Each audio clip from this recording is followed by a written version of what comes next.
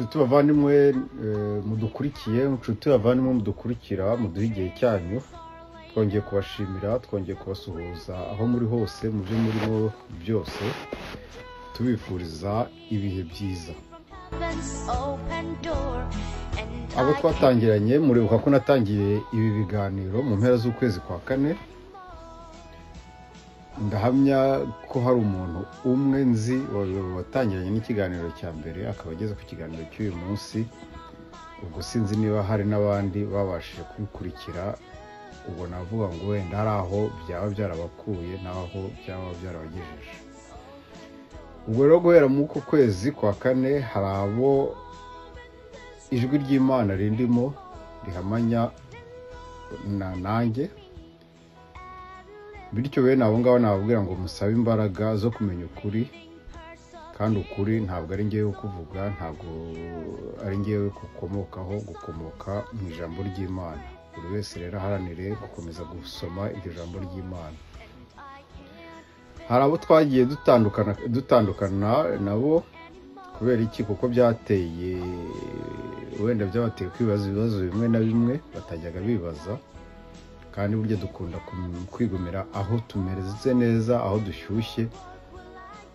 Ubwo uko biri kose ibi biganiro wenda byatumye bashobora kumenya ko hari ibintu byinshi bashobora kongera kwibaza biriya n'ukwemera cyangwa se biriya n'ibyo bahoramo. Ikitangaje rero ni uko abenshi muri twebwe duharanira kugwiza ibintu byaba ibyo ku mubiri cyangwa se ibyo mu bwenge, ariko twagera mu by'Imana tugashaka gufata gakeya cyangwa se ugafata agake gashoboka. Hari abandi bajugunye vuba na bwangu ibi biganiro. Kubera iki? Kubera ko ngo bafite ubwoba bwa antikristu waba undimo. Iyo ntambara nibatayirwana uyu munsi bazayirwana undi munsi, bashobora kuzayirwana bavuye hano kuba bahita barimbuka. Ibyo ngibyo kuko bagize ubunyane cyangwa se batashatse kumva. Hari abazava hano bajya guhangana n'abanyabinyoma babigize umwuga, kuko gupfa si ukuruhuka, gupfa no gukomeza ubuzima. Hari n'abazava hano bajya kwigana n'ababarusha imbaraga. Burya nta gahinda nko kwigana n'umuntu uzi ibyo yiga kukurusha, nk'uko hari n'abafite amahirwe yo kuzava hano bajya mu ijuru. Ibyo byose ni inzira turimo, ni inzira yacu abana b'Imana se cyangwa abana ba shitani. Hari abandi bashobora kuba barajugunye ibiganiro bigitangira kubera ko bumva ko hari ubujiji bwinshi buri mu biganiro naba nkora naba ntanga. Abo nabo sinirengagiza ko hari aho Imana, hari abo kumva Imana bitera muzongera cyangwa se bitera n'ishozi, cyangwa se bakumva batamerewe neza kumva ijambo rivuga umuntu uvuga Imana. Burya rero umuntu yumva icyo akunda cyangwa se ahaguruswa n'ikimutuyemo, ubwo wumve yuko hari kibatuma batabyumva. Hari abatabyumva kubera ko baba bakeneye kumva umuntu aho kumva ikivuzwe. Hari abatabyumva kubera ko baba bakeneye kumva idini aho kumva ikivuzwe. Abo bose bihangane, igihe cyabo kizagera. Ariko by'umwihariko ndashima abameshe rumwe, ntibirirwe bata igihe ku buryo babonye ibiganiro byacu batabitaho igihe. Icyo gihe abo ngabo ndumva icyo mbashimira ni ikihe? Ni uko batishushanya, ahubwo bazi guhitamo aho kugira ngo bahagarare mu mayira abiri. Ariko nizeye ko nab'igihe cyabo kizagera bakaza. Dusubize rero umutima impembero, kuko nta kintu kinjira mu muntu Imana itabishatse. Ari uwumva ibiganiro, niba Imana itarabishatse ntibizinjira. Ari uwumva ibi biganiro atabikunze, uwo ntagire ubwoba, nta na kimwe kizamuyobya. Ikimenyimenyi ni ikihe? Ni uko hari abantu bajya mu rusengero bakaba bamazemo imyaka n'imyaka kandi nta kintu bahindutseho, nyamara mu rusengero bababwira buri cyumweru cyangwa se buri wa gatanu cyangwa se buri wa gatandatu. Ni uko uwo nguwo hari ibintu byinshi aba atarimenyaho, imana ibitaratuma yimenyaho, ni nayo mpamvu akomeza kuba nk'umwana cyangwa se n'abaje nyuma ye bakamucaho. Mu mpera rero z'ukwezi kwa kane ikiganiro cya mbere natangiriyeho murakibuka, ni cya kindi cyitwa umunyemari arashaka kugura Bibiliya z'ikinyarwanda zakoreshejwe. Nuko icyo kiganiro cyitwaga. Ubu n'ubundi tuzaguma muri uwo mujyo, abafite Bibiliya z'ikinyarwanda badasoma, badafite icyo bazimaza cyangwa se ntacyo zibamariye, bashatse bazishyira ku isoko. Ntabwo rero intego ihinduka, muri uyu mwaka wa 2022 tuzakomeza twumve Bibiliya, tuyisome tutitaye ku buryo bayidusomeye, ahubwo dusaba imbaraga z'ijuru ngo zituyobore. Uyu munsi rero reka ntangire ikiganiro, nagira ngo mbifurize nk'ini bihe byiza. Uyu munsi ikiganiro ndatangira ku mugabo witwa Paulo Coelho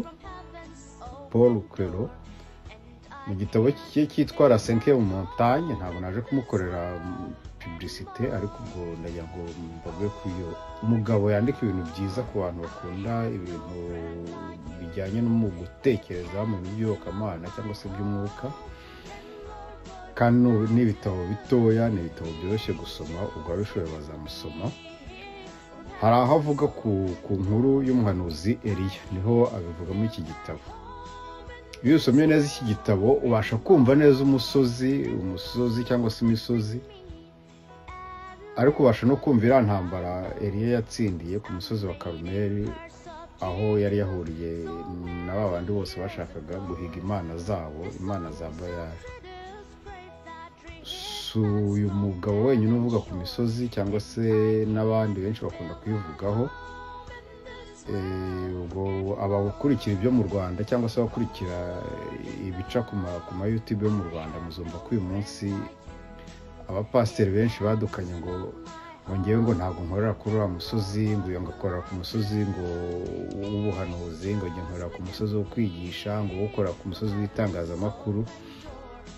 Ubwo ntabwo nzi aho baba babikuye, kuko iyo batubwiye umusozi muri Bibiliya tugiye kureba icyo baba batubwira. Kera wenda nkisoma cyangwa se babinsomera, ngewe numvaga umusozi natekerezaga ikigeragezo, cyangwa se ngatekereza ko umuntu agomba gusohoka mu byarimo kugira ngo abashe kumva ijwi ry'Imana. Ubwo ariko turaza kubibona uyu munsi. Mu minsi ishize twarebye umuriro, ubwo cyane ni ikiganiro cyitwa 15 AM, ubwo niko gitangira kugira ngo mujye mubasha kubibona.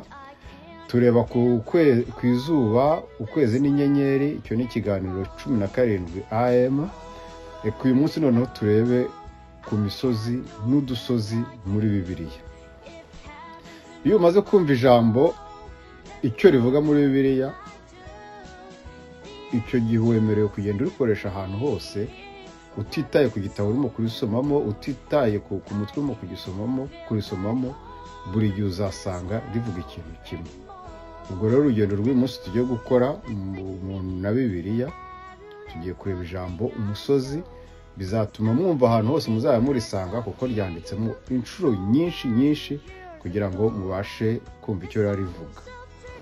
Reka dore muri Zaburi 121. Iyi Zaburi ndayikunda cyane. Iyi Zaburi ifite imbaraga, n'ababishoboye bazajye bayisoma, kuko ifite aho igukura cyangwa se yagukura.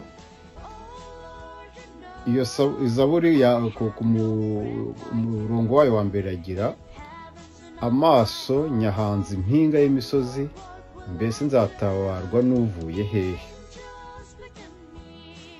Noneho ubwo wasoma mu Byahishuwe 6:16, ko baratubwira ngo bakabwira imisozi n'ibitare bati nimwubarare hejuru yacu, muduhishe uruhanga rw'uwicaye ku ntebe y'ubwami na kure y'uburakari bwa ntama.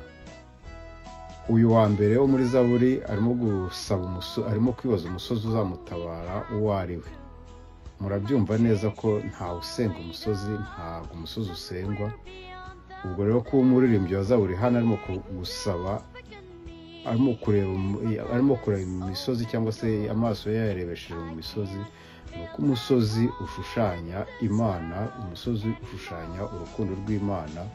Ahangaha kuvuga impinga y'umusozi, ahangaha ni ijuru rya mbere, ni ijuru ry'Imana. ubwo rero umuntu urangamiye ijuru ry'Imana aba areba impinga y'umusozi tugendeye icyo na Zaburi irimo kutubwira. Naho mu bivuga mu kivuga hariya mu byahishuwe nuko noneho abatarangamiye Imana bo bafite imisozi yabo, ni ukuvuga ngo bafite uburyo bikunda, bafite icyo bita ikinyoma kibatunze, bafite ubukozi bw'ibo batunze. Abo ngabo noneho baba bifuza iki? Barifuza kubona imisozi yabo izikabagwaho ikabahisha. ni ukuvuga iki? Ibisa birasabirana, abeza barangamira Imana, ababi bakarangamira iki? Bakarangamira ubukozi bw'ibi bwabo, kubera ko bagomba kubwisanzuramo. Umwiza abana n'abeza, umubi akabana n'ababi. Nicyo hano bivuga, ariko ubwo ngubwo ari igihe tuzabigarukaho. Ubwo rero umusozi muri Bibiliya usobanura urukundo rw'Imana. Aha rero Zaburi ntidusaba rwose gusenga imisozi, nongeye mbisubiremo, nubwo kera cyangwa se hari n'ubu wenda hari n'abatekereza ko Imana iba mu misozi. Murabyibuka cya kiganiro agira na wa umugore wari ugiye kuvoma amazi avuga ati twebwe Imana yacu iba muri uriya musozi. Oya, igihe cyarageze ngo abantu bumve ko Imana batuyemo. Ariko umusozi turimo tuvuga muri Bibiliya, igihe cyose mubonye mujye mwumva gushushanya Imana cyangwa se urukundo rw'Imana. Naho bari abavuzwe umusozi bifuza ko wabagwaho n'uwowe cyangwa se wabahisha, ni umusozi w'abantu bahanganye n'Imana. Abahanganye n'Imana n'abikunda, abahanganye n'Imana n'abanyakinyoma. Dukomeje kureba uyu musozi, reka turebe icyo Nahumu 2:1 kimwe na Izayi 52:7 babivugaho. Bivuga kimwe, bavuga ngo mbega ngo biraba byiza kurabuka mu mpinga y'imisozi, ibirenge by'intumwa izanye inkuru nziza. Ahangaha bavuze imisozi nanone, kuko ubwo hari umusozi n'udusozi, ariko ubwo bafata umusozi wo hejuru.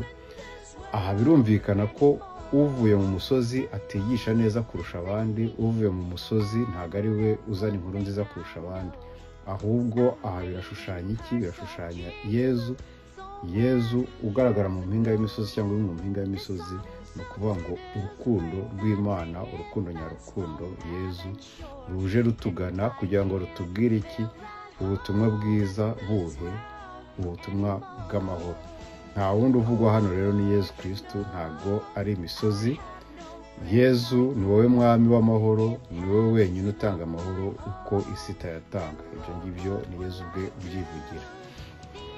Muri Izayi 40:3-4 ubona cyakomeza muri Bibiliya kugira ngo mujye kuko hari abantu bambwiye ngo ibintu ngo mbabwira mba nabipapiye. Oya, ni Bibiliya yanditse uko yanditse, ahubwo nitwe tuyisoma nabi.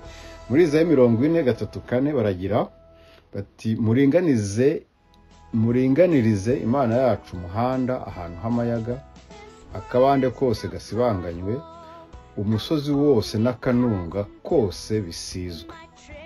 Aha ntago ndi butinde ku birebana n'umuhanda n'ibirebana n'amayaga, kuko ibi nabyo ni ikiganiro kizakorwa ukwacyo.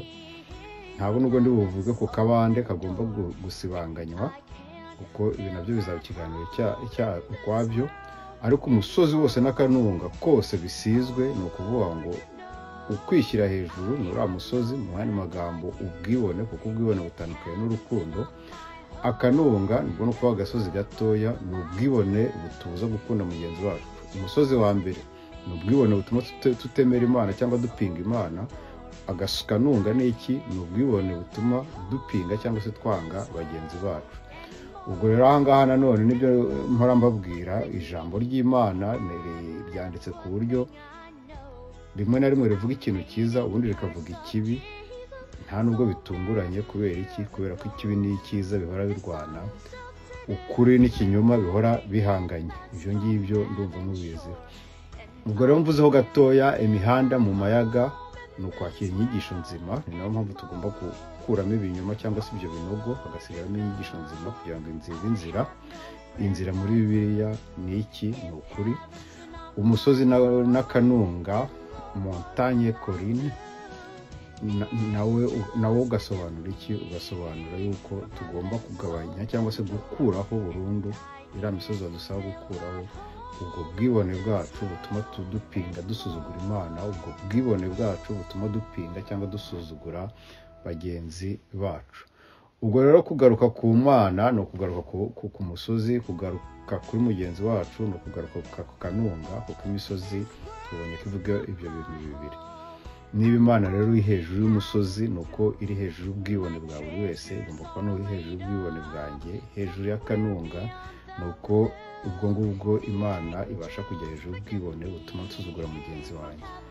Niba mugenzi wacu ari ku musozi w'ubwibone, tumubwire amanukeyo. Kubera iki? Kuko ibyo byose biri bitandukanye n'ugushaka kw'Imana. Ubwo rero mutangiye kubona yuko abavuga ngo njye nkorera ku musozi ngo w'itangazamakuru, ngo ku musozi w'ubuhanuzi, ngo ku musozi w'ubwa apostolo n'ibiki, ntabwo nzi neza icyo baba bashaka kuvuga, ariko mujye mukoresha amagambo neza, bituma umuntu yumva Bibiliya ku buryo bworoshye.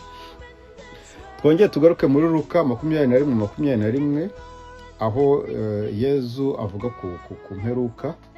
Mwibuke ko mpora mbabwira ko imperuka ari ukurangira kw'idini, kurangira kwa kiliziya n'iyi, ntabwo ari ukurangira kw'isi y'ibitaka nk'uko dukomeza kubyishyiramo. Bibiliya yandikiwe abari mu mwuka, ntabwo yandikiwe ibitaka cyangwa se ibitwirwa twihambiraho by'ibintu. Icyo gihe abazaba bari muri Yudeya bazahungire mu misozi, abazaba bari mu mujyi imbere bazawuvemo, n'abazaba bari ku gasozi ntibazawugarukemo. Ibi ngibi ubwo muraza kumva icyo bivuga. Yudeya, kuko ubwo niyo ndashaka guheraho. Yudeya ubwo ni Abayuda. Ubundi Abayuda ubwo tubibona bwa mbere mu ntangiriro, aho batubwira imiryango 12 ya Isiraheli, abana 12 ba Isiraheli, tukabibona mu bitabo bikurikiranye kurinda tugera mu byahishuwe. Yuda rero hano ahagarariye kiliziya yose, kuko muri Bibiliya iyo bavuze wenda umuhanuzi nk'uko Daniel yabivuze, ubwo bavuze abahanuzi bose. Ahangaha rero ko bavuze ngo abari muri Yudeya, mumenye yuko bavuze abantu bose bari mu nyigisho za Kristo, cyangwa se mu nyigisho zo gukurikira Imana. Abari muri Yudeya, ariko noneho hano biravuga ku ruhande rutari rwiza, kuko twabonye ko buri jambo rivuga ibintu bibiri. Ahangaha ni ukuvuga ngo abantu bamaze kwikunda, bicaye mu ngeso mbi, abantu batazi ko mugenzi wabo abaho, abangaba nibo barimo kubwirwa. Ni nayo mpamvu babwira ngo usigayemo, abazaba basigayemo batari bakifitemo urukundo n'ukuri, bazahungire mu misozi. Twamaze kubona umusozi gusobanura iki? Ni ukuvuga ngo ni uguhungira mu rukundo, ntabwo ari uguhungira ku musozi ureba imbere yawe sinzi na Kanyarira, cyangwa se ari umusozi wa Nyirangarama. Oya, turavuga neza. Iyo tuvuze umusozi hano, mwumva ibyo twavuze hejuru mu byibuke, ni umusozi nk'urukundo. Abazaba basigaye mu rukundo, abazaba basigaye, ni ukuvuga ngo abazaba bararokotse icyo kiza cy'ubukozi bw'ibibi, icyo kiza cy'agasuzuguro, icyo kiza cy'ubwirasi n'ubwibone, abo ngabo bazajye mu misozi, bazajye mu rukundo, bazahungire mu rukundo. Uwo rukundo mu rwego rwo hejuru ni hehe? Ni uguhungira ku Mana. Ibikurikiye bihita binabisobanura. Abazaba bari mu mujyi imbere, mu mujyi ubwo ngubwo hano mu kuvuga ni uwuhe? Ni muri icyo gihe Yezu yavugaga ari uwuhe? Wari Yeruzalemu. Mu mujyi imbere ubwo ngubwo hano turuvuga iki? Ni abari mu nyigisho, kuko umujyi usobanura inyigisho. Ibintu byose biriya n'inyigisho babyitiranya n'umujyi. Ni ukuvuga ngo abazaba bari mu nyigisho zituma, niba inyigisho zituma usuzugura Imana, inyigisho zigatuma usuzugura mugenzi wawe, usuzugura amategeko y'Imana, usuzugura ibintu byose, izo nyigisho zisohokemo. Ngiye icyo bita gusohoka mu mujyi.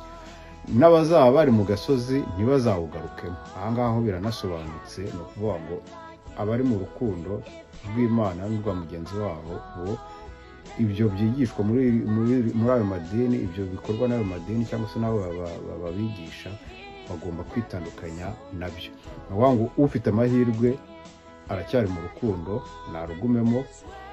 Urimo imbere ubasha kuguhunyeza cyangwa kureba neza, nasohokemo, ahungire ku Mana. Ibyo bamwigisha atangire abishishozeho. Muri make rero ubwo ngubwo mubona ko rimwe na rimwe badusomera ibiriya n'imperuka babitubwira nka byacitse, bigatuma umuntu adashyira n'ubwenge ku gihe. abashe kumva icyo Imana imubwira, abashe gukora ugushaka kw'Imana. Twongeye turebe rero muri Apocalypse ibyahishuwe 6:14, ijuru riribumba nk'igitabo bazinze, imisozi yose n'ibirwa bitirimuka mu mwanya wabyo. Ubwo ijuru riribumba nk'igitabo bazinze, aho ngaho ho tuzahagaruka, ahubwo tuzatwiga biriya bitabo Imana yagiye ifungura cyangwa se umumarayika yagiye afungura. Ariko noneho hano reka tubanze turebe imisozi yose n'ibirwa bitirimuka mu mwanya wabyo. Aha ngaha ni ukwerekana neza ko abari mu rukundo, ahana imisozi irimo kuvugana ibintu byose biva ku Mana byose. Bavuga aha ngaha ni ukuvuga ngo kunyeganyega kw'imisozi, kunyeganyega kw'ibirwa, ni uko ibintu biba bivuye mu mwanya wabyo. Ubwo rero hano ni ukongera gutekereza ibintu bishobora gutuma urukundo rw'Imana, ibintu bishobora gutekereza ukuri kw'Imana bishobora kunyeganyega. Ubwo icyo nicyo kibazo tuba tugomba kureba, aho kugira ngo dutekereze imisozi ko izahirima, ahubwo barimo kutubwira ko urukundo ruzahirima, barimo kutubwira ko ukuri kuzahirima.